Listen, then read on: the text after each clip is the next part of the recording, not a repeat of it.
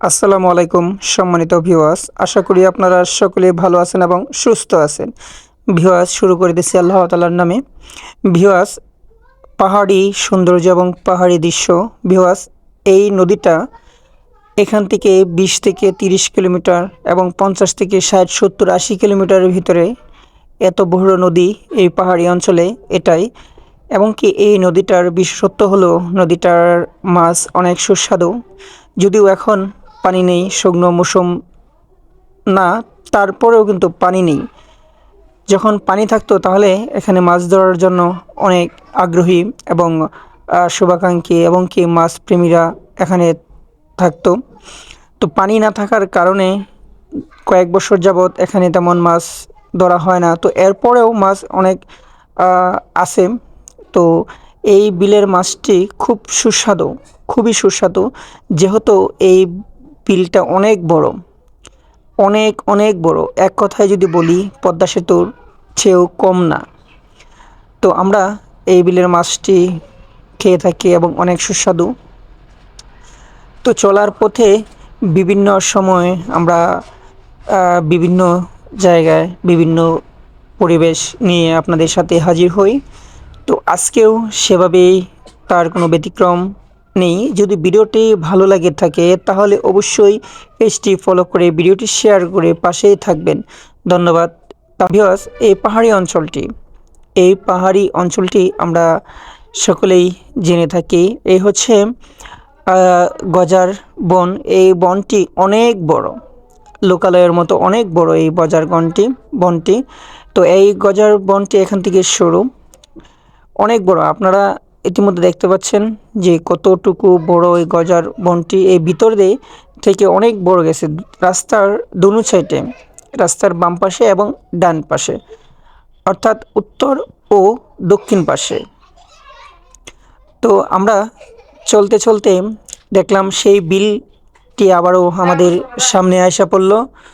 তো এরপরে আমরা এই বিলের দৈর্ঘ্যটি যদিও বলতে না পারি, কিন্তু পদ্মা সেতুর থেকে কোনো অংশে এই বিলটি কম নয়, তবে এটির দিকে কম।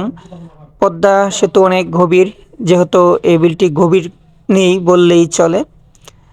তো পাহাড়ি অঞ্চলের এই বিলটি প্রাধান্য পাচ্ছে।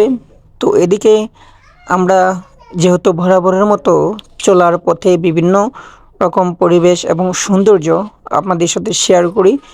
এই পাহাড়ি অঞ্চলে, এই বনাঞ্চলে এই দৃশ্যটাই আমরা চোখে পড়েছে এবং আপনাদের সাথে শেয়ার করার প্রস্তুতি নিয়ে ভিডিওটি আপলোড করা হচ্ছে। মূলত এই বিষয়গুলো আমরা সবসময় খেয়াল করি এবং এই বিষয়গুলো মেনে চলার চেষ্টা করি। তো যেখানেই সৌন্দর্য সেখানেই ফুটিয়ে তোলার মতো মন মানসিকতা সকলেরই আছে এবং সকলেই সময় সুযোগ হয়তো বা ওরকমভাবে পায় না। তো আমরা এই পাহাড়ি অঞ্চলে এই ছোট্ট মেঠো পথ ধরে আমরা চলছি। এই বিলটা অনেক সুন্দর, অনেক অনেক সুন্দর, এমন কোনো জায়গা নেই যে এখানে না আসে।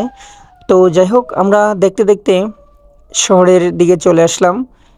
এটি হচ্ছে ময়মনসিংহ ঘাটাইল টাঙ্গাইল মহাসড়ক। এটি ঘাটাইল। আপনারা এই মহাসড়ক ধরে টাঙ্গাইল, ঢাকা এবং কি ময়মনসিংহ যেতে পারবেন। তো এই হচ্ছে ঘাটাইল এবং পাহাড়ি অঞ্চলের সৌন্দর্যের মাঝে একটি অংশ। খুব সুন্দর একটি পরিবেশ এবং আপনাদের সাথে শেয়ার করা হলো, কেননা যেখানেই সৌন্দর্য সেখানেই মানবতা ছড়িয়ে যায় সকলের মাঝে। তো এভাবেই দিনভর অনেক মানুষ এখানে সময় দেন এবং গল্পগুজব করেন।